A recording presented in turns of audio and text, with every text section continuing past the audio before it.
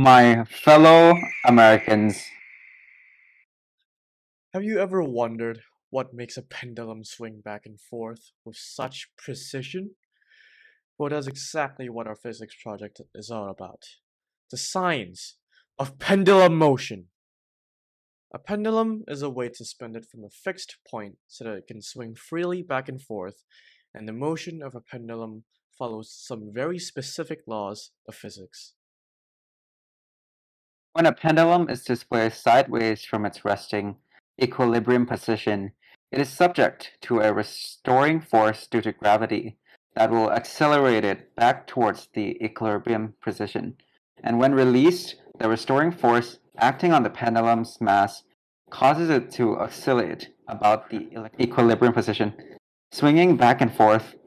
And the time for one complete cycle, a left swing and a right swing, is called a period.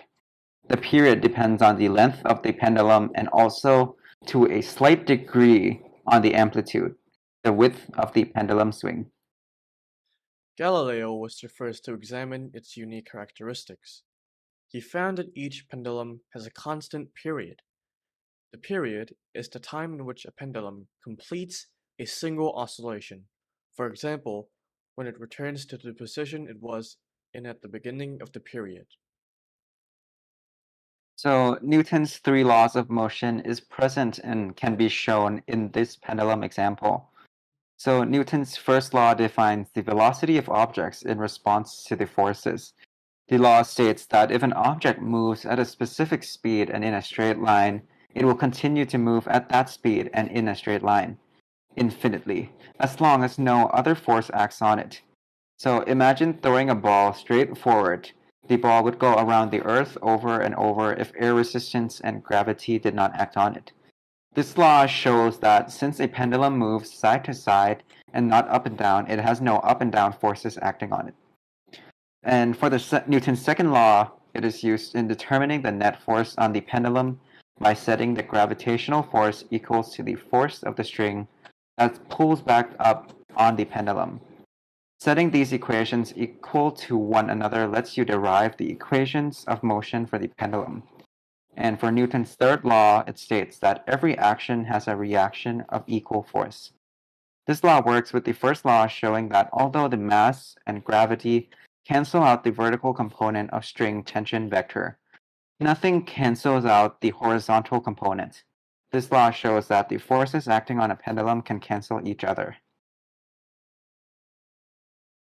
A simple pendulum is one which can be considered to the point of mass suspended from a string or rod of negligible mass. It is a resonant system with a single resonant frequency. For small amplitudes, the period of such a pendulum can be approximated by the following formulas.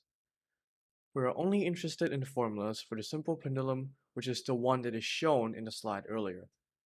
A simple pendulum is in the assumption of an ideal environment with no friction or air resistance.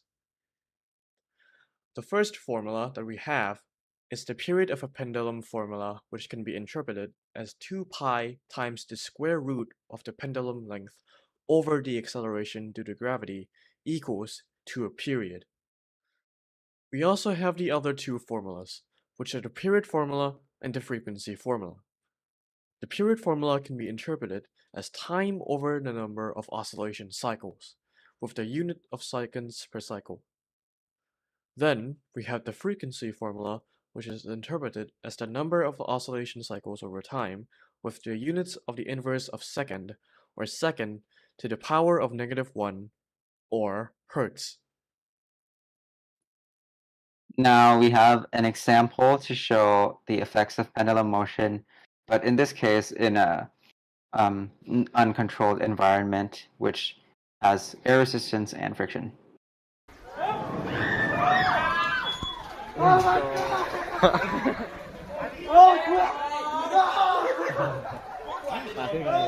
Oh, the hell.